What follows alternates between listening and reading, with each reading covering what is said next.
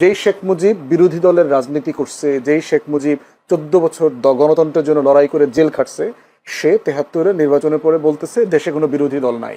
এই 5 আগস্টের পরে দেখা যাচ্ছে যে আওয়ামী লীগ ছাড়া মুক্তিযুদ্ধের চেতনা নিয়ে কেউ কথাও বলে না। তিনি সাডেনলি এই জুলাই আগস্ট মাসে এসে বুঝলেন যে বাংলাদেশে সংবিধান লঙ্ঘিত হচ্ছে, সংবিধানের অনেক ক্ষয়ক্ষতি হচ্ছে, সংবিধান থাকবে না। উনি 16 বছরে এতগুলো জাতীয় নির্বাচন, স্থানীয় নির্বাচন ম্যানিপুলেশনের সময় ওনার মাথায় কি এটা আসে নাই যে বাংলাদেশে সংবিধান ক্ষুণ্ণ হচ্ছে? বাংলাদেশে 800 আয়নাঘর হবার পরে কি ওই লতিফ সিদ্দিকী, জেরাই খান পান্না, এই যে মুক্তিযুদ্ধ ব্যবসায়ীরা আছে, প্রফেসর কার্জন, তাদের মাথায় কি কখনো আসে নাই যে আমাদের মানবাধিকার লঙ্ঘিত হচ্ছে? গুম, খুন, হত্যা, গণহত্যার পর গণহত্যা হয়েছে গত 16 বছর, massacre after massacre, genocide after genocide হয়েছে। ওনাদের তখন কি মনে হয় নাই যে বাংলাদেশে সংবিধান লঙ্ঘিত হচ্ছে? ওনাদের মনে হয় নাই যে ক্ষমতার উৎস জনগণ বলবার পরেও বাংলাদেশে সেই জনগণকে আওয়ামী চেতনা দ্বারা আবৃত্ত করে রাখা হয়েছে? ওনাদের মনে হয় নাই যে শত শত বিলিয়ন ডলার প্রতি বছর লুটপাট হচ্ছে কিন্তু সংবিধান লঙ্ঘিত হচ্ছে? ওদের কাছে মনে হয় নাই? সাডেনলি কেন গত জুলাই আগস্টে এসে ওনাদের মনে হইতেছে যে আমাদের তো এই সংবিধান নাই, সংবিধান লঙ্ঘিত হচ্ছে, অত কিছু একটা করা দরকার? প্রশ্ন হচ্ছে এইটা হইল প্রপার চেতনা ব্যবসা, এবং চেতনা ব্যবসা করে নগদে তারা ধরা খাইছে। ব্যবসাটা করতে গিয়ে ভুল টাইমে ব্যবসাটা করছে। এমন একটা সময় এই ব্যবসায় পুঁজি ইনভেস্ট করছে যেই সময় এই ব্যবসাতে ভাটা চলতেছে, জোয়ারের জমানাতে ছিল না।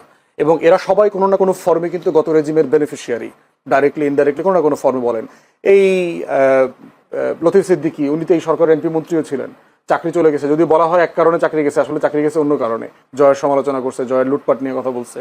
তাহলে এই বেনিফিশিয়ারিরা সাডেনলি যে ব্যবসায়ী করছে, আপনি রংপুরের যে ঘটনাটা বললেন সেটার সাথে যদি এই ঘটনাটা মিলান, আগের ঘটনাটা হইলো প্রপার চেতনা ব্যবসা 71-এ, আর এই ঘটনাটা হলো একটা বিচ্ছিন্ন ঘটনা। কিন্তু আইন শৃঙ্খলা বাহিনী তাদের বিষয়টাকে আইনগতভাবেই মানে অ্যাড্রেস করতে হবে। আইন যেন কোনোভাবে লঙ্ঘিত না হয়, কারণ অধিকার যদি কোনোভাবে লঙ্ঘিত হয়ে থাকে সেই বিচার, সেই ব্যবসাগুলো যেন, ব্যবসার পাশাপাশি বিচারটা যেন রাষ্ট্র এনশিওর করে, ওইটা আমরা চাইবো। আমরা একটা প্রশ্ন করি ব্যারিস্টার ফুয়াদ, সেটা হচ্ছে জুলাই আন্দোলনে যারা ছিলেন এবং তারা যে স্বপ্ন দেখেছেন, যারা দেশের মানুষকে যে স্বপ্ন দেখানো হয়েছিল, এখন যে পরিবেশ পরিস্থিতি, আইন শৃঙ্খলা বলেন, এই যে মব তৈরি করে মাজার ভাঙা থেকে শুরু করে সবকিছু, এখন আনিস আলমগীরও ঠিক একই কথা বলছেন যে যারা আন্দোলন করেন তারা এখন ফ্রাস্ট্রেশনে ভুগছেন, তারা বলছেন এই আন্দোলন করা ঠিক হয়নি। আপনি কি বলবেন? না, এটা মনে করলে তো সারা দেশের মানুষ আবার নেমে আসতো। গত বছর যারা আন্দোলন করেছে, বর্ষপূর্তি পালন করলো, সাডেনলি যদি দেশের মানুষের মনে হয়ে থাকে যে না, আন্দোলন করে তো আমাদের কিছু আশা পূরণ হয়নি, তারা লাখে লাখে কোটিতে কোটিতে রাস্তায় নেমে আসুক, প্রতিবাদ জানাক। গতকালকে আপনি একটা জরিপ দেখেছেন, ইনোভেশন একটা জরিপ করেছে, সেইখানে একটা মানে মানে ম্যাসিভ মেজরিটি বলেছে যে এই সরকারের উপর তাদের আস্থা আছে, তারা নির্বাচন চায়, ফেব্রুয়ারিতে নির্বাচন দেখতে চায়, ভোট দেখতে চায়।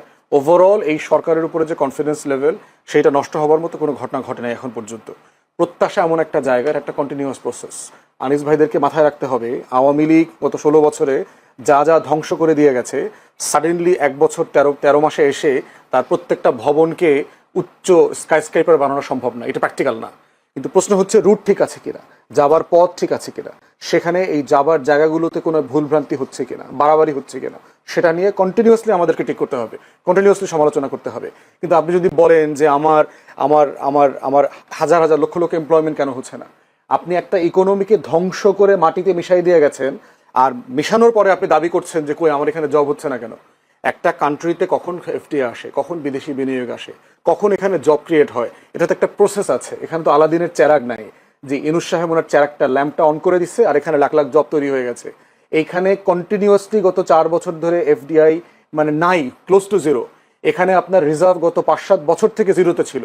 গত 4 বছর পরে প্রথমবার দেখলাম এই মাসে আমার রাষ্ট্রের ব্যালেন্স অফ পেমেন্ট দিতে, লেনদেন, বিদেশি দেনা পাওনা শোধ করতে তাকে স্ট্রাগল করতে হয়নি, তার সাফিসিয়েন্ট ফান্ড আছে। তাহলে এইরকম একটা জায়গায় আমি বিদেশি বিনিয়োগ কীভাবে আশা করবো, যেখানে গণতন্ত্র নাই, গুম খুনের স্বর্গরাজ্য হয়ে গেছে, আপনি বিরোধী দল নিশ্চিহ্ন করে দিয়েছেন, নির্বাচন ব্যবস্থা ধ্বংস করে দিয়েছেন, দেশে বিদেশে কারো টোটাল 40টা ব্যাংক রেড জোনে চলে গেছে। সেই আলাপটা না তুলে, এসালমের সাথে, এসালম যে আমার পুরো ইন্ডাস্ট্রি ধ্বংস করে দিয়ে গেছে, সেই আলাপটা না তুলে আপনি যদি এখন আশা করেন যে এগুলো থেকে এখন আমাদের ইনভেস্টমেন্ট হচ্ছে না কেন, টাকা তো আছে, ব্যাংকও বলছে সাফিসিয়েন্ট এলসি করবার মতো, ইনভেস্টারদেরকে দেওয়ার মতো টাকা আছে, কিন্তু ইনভেস্টার তো নাই। আপনার টোটাল প্রসেস তো ডিসরাপ্টেড হয়ে গেছে। টোটাল এই অলিগার্ক চোর, এই চোরেরা তো এখন ঘুরে বেড়াইতে পারছে না, তারা তো একটা মানে গা ঢাকা দিয়েছে, শেল্টার খুঁজতেছে।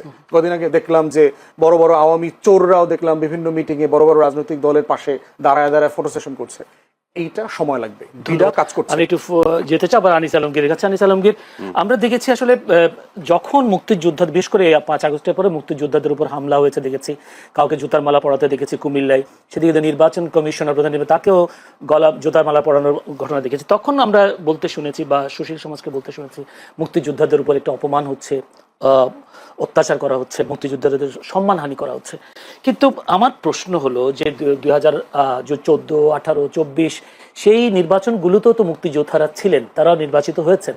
তারা কি কখনো বলেছেন যে মুক্তিযোদ্ধারা এই কাজটা অন্যায়? ওরা দলগতভাবে হয়তো বলেনি, কারণ তাদের তো বড় ধরনের কোনো সংগঠন নয়। যে মুক্তিযোদ্ধা সংসদ যেটা আছে ওটা তো একটা দলীয় দালাল সংগঠন, আপনি নিশ্চয়ই জানেন। এটা বিএনপি আমলে বিএনপির গান গায়, আওয়ামী লীগ আমলে আওয়ামী লীগের গান গায়, এবং নেতৃত্ব তারা সেভাবে নির্বাচিত করে। এখন ডক্টর ইউনূসের গুণগান গাচ্ছে, এগুলোকে ওইগুলারই দিয়েছে। সো আপনি যদি সংগঠনগতভাবে বলেন তাহলে নাই, কিন্তু ব্যক্তি পর্যায়ে তো অনেকে ক্ষুব্ধ, ব্যক্তি পর্যায়ে তো অনেকে শেখ হাসিনাকে পছন্দ করেন নাই, এরকম রাজনীতি উনি কেন করছেন, ভোটাধিকার কেন খর্ব করেছেন, এগুলো তো আছে। এবং মুক্তিযোদ্ধাদেরকে যে যে 5 আগস্টের পর যেভাবে সারা দেশে টার্গেট করে নির্যাতন করা হচ্ছে, টার্গেট করে মুক্তিযুদ্ধের ইতিহাসকে বিকৃত করা হচ্ছে, টার্গেট করে 5 আগস্টের পর 5 আগস্টের পর থেকে, এবং মুক্তিযুদ্ধকে 2.0 নাম দেওয়া হচ্ছে। তো সবকিছু তো একটা চক্রান্তের মধ্যে হচ্ছে যে স্বাধীনতা 71 সাল মুছে দিতে হবে। এখন নতুন স্বাধীন হয়েছে, আমরা নতুন করে 47-এর পরে আমরা স্বাধীনতা পেয়েছি। সো নতুন নতুন ন্যারেটিভ তৈরি হচ্ছে। তো এগুলাতে মুক্তিযোদ্ধারা ক্ষুব্ধ বা মুক্তিযুদ্ধের সপক্ষের লোকজন ক্ষুব্ধ। এবং এটাকে যদি চেতনা বলা হয়, যে চেতনার ব্যবসা যদি বলা হয়, তাহলে এটা একটা ভুল কনসেপ্টে যাবে। যেমন জুলাই আলারা যেমন করছে চেতনার, আপনি যেটা বললেন কোথায় জানি জুলাইয়ের একজন চেতনা ব্যবসা করছিল, সে এগুলো হচ্ছে চেতনা। কি তো দোকান থাকে না যে আপনি কিনে নেবেন? চেতনা কি মানে একটা নীতি আদর্শ। সে যদি মুক্তিযুদ্ধের নীতি আদর্শ যদি এগোতে থাকে, আপনার তো সেখানে বলার কিছু নাই। আরেকজন যদি জুলাইয়ের আদর্শে বিক্রি করতে থাকে, জুলাইয়ের আদর্শে উদ্বুদ্ধ হয়ে, সেখানে তো আমাদের কোনো আপত্তির কিছু নাই। কারণ জুলাই নিয়েও তো অনেকগুলো, ফুয়াদ বলছিলেন যে কোনো হয় নাই না, এখানে চেতনার ব্যবসা, যদি জুলাই চেতনার ব্যবসা খুব জমজমাট চলতেছে। জুলাই চেতনা নামে নানা ব্যানার বের হয়ে শাহবাগে অমুক জায়গায় তমুক জায়গায় মিছিল করতেছে। যত মানে জুলাইয়ের পরে যত অপকর্ম, যত মব সংস্কৃতির সাথে জড়িত, সবগুলো কিন্তু জুলাই নাম দিয়ে হচ্ছে। জুলাই ছাড়া কি কোনো একটাও হয় নাই। যত মব করছে এগুলো দেখবেন, যে আপনি খেয়াল করে দেখবেন, রাজনৈতিক দলগুলোর হয়তো সংখ্যা আছে, কিন্তু এই যে মবগুলোর একটা ব্যানার থাকে, এটাতে জুলাই আছে। কারণ জুলাই দিয়ে জুলাই সাংবাদিক, চেতনা সাংবাদিক, জুলাই শাহবাগ সাংবাদিক, শাহবাগ চেতনা, এইভাবে এদের নাম আছে কতগুলো। আমি সবগুলোর নাম মনে করতে পারি না। এগুলো সব এমন সব লোকজনরা এগুলোতে আছে, প্রমিনেন্ট কেউ না, কিন্তু তারা সমাজে এখন বড় বড় হত্যাকর্তা হয়ে অন্যকে হুমকি দেয়, এরে দেখিয়ে নিব, ওরে দেখিয়ে নেব। সো চেতনা আমি ওইভাবে দেখি। এটা তো কোনো দোকান না যে এটা ব্যবসা করবে। আর চেতনা এমন একটা জিনিস না যে আপনি লিখে রাখলেন সেটাতে কিছু হয়ে যাবে। জুলাইয়ের পরে 5 আগস্টের পরে চেতনা দেখছেন নাকি আসলে এর আগেও কোনো চেতনার ব্যবসা ছিল? চেতনার ব্যবসা অবশ্যই ছিল, আওয়ামী লীগ আমলও ছিল, এই আমলও ছিল। কিন্তু বিষয়টা হচ্ছে যে আপনার কেন চোখে লাগছে? চোখ লাগছে কারণ নতুন স্বপ্ন, নতুন বাংলাদেশ। নতুন বাংলাদেশ না, চোখে লাগছে কারণ হচ্ছে যে একটা গোষ্ঠীকে আপনি টার্গেট করছেন। জুলাই চেতনা আওয়ামী লীগ বিক্রি করেছে তার ইয়েতে। এখন লোকজন বলতেছে যে আওয়ামী লীগ যে জুলাই চেতনা বিক্রি করেছে, মুক্তিযুদ্ধের চেতনা যে বিক্রি করেছে, দ্যাট ওয়াজ রাইট। কারণ এখন দেখা যাচ্ছে যে 5 আগস্টের পরে দেখা যাচ্ছে যে আওয়ামী লীগ ছাড়া মুক্তিযুদ্ধের চেতনা নিয়ে কেউ কথাও বলে না। বিএনপি আজ মুক্তিযুদ্ধের একটা দল, সেখানে একজন শহীদ প্রেসিডেন্ট জিয়াউর রহমান বাংলাদেশের স্বাধীনতার ঘোষক বলা হয়, কিন্তু তার দল মুক্তিযুদ্ধ নিয়ে কোনো কথা বলে না। মুক্তিযোদ্ধাদের অপমান নিয়ে, বঙ্গবন্ধুকে অপমান নিয়ে, 32 নম্বর ভাঙ্গা নিয়ে তারা কোনো কথা বলে না। তারা বরং রুমিন ফারহানা তো আর দলীয় না, এটা তো দল থেকে বলছি, যেমন দল যে আফল করা, সেটাকে তারা করছেন না। তো তাহলে দেখা যাচ্ছে যে আপনি মুক্তিযুদ্ধকে আঘাত করছেন বলেই এটা প্রশ্ন আসছে। এবং এখন মানুষ উপলব্ধি করছে যে আওয়ামী লীগ যে চেতনা করতো এবং সেটা ঠিকই ছিল, কারণ তারা ছাড়া চেতনার কথা বলারও লোক নাই এখন। যদি যেমন ফুয়াদ, যদি আনিস আলমগীর ভাইয়ের বক্তব্যটা যদি বলি, যে জুলাই যে চেতনা এখন চলছে, এই চেতনা দিয়ে প্রমাণ করে বিগত সময় আওয়ামী লীগের যে মুক্তিযুদ্ধের চেতনা, এটা সঠিক ছিল। এবং মুক্তিযুদ্ধের চেতনা এই কারণে ছিল যে এখন মুক্তিযুদ্ধকে কেউ কেউ বিলুপ্ত করবার চেষ্টা করছে। কি বলবেন? প্রশ্ন হচ্ছে যে এটা আনিস ভাই তার পরের স্লটে কাইন্ডলি বলবেন যে আসলে মুক্তিযুদ্ধকে ছোট করা, হেয় করার চেষ্টা কে করেছে? বাংলাদেশের পুরো ইতিহাস জুড়ে যদি দেখেন, মুক্তিযুদ্ধকে সবচেয়ে বেশি ছোট করেছে আওয়ামী লীগ, শেখ মুজিব, শেখ হাসিনা, শেখ পরিবার। কি কি ছিল মুক্তিযুদ্ধের চেতনা? আমরা কেন যুদ্ধ করেছি? 70-এ একটা নির্বাচন হয়েছে, যেই নির্বাচনে আওয়ামী লীগ, পূর্ব পাকিস্তান আওয়ামী লীগ ভোটে জিতেছে। সো গণতন্ত্রের মূল্যবোধ কি? আপনি তাকে ক্ষমতা দেবেন, না দিয়ে কি করলেন? একটা যুদ্ধ চাপিয়ে দিলেন, আমরা যুদ্ধ করতে গেলাম। তাহলে নির্বাচন, 69-এর গণ অভ্যুত্থান, 66-র 6 দফা, 71-এর যুদ্ধ, সবকিছুর মধ্যা চেতনার মূল জায়গাটা ছিল কি? এই রাষ্ট্রটা একটা গণতান্ত্রিক রাষ্ট্র হবে।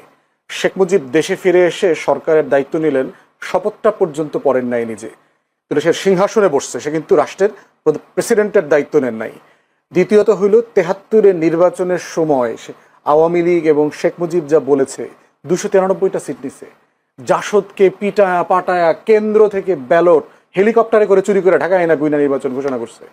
বঙ্গভবনে গিয়া বলছে দেশে কোনো বিরোধী দল নাই, শেখ মুজিব বলছে।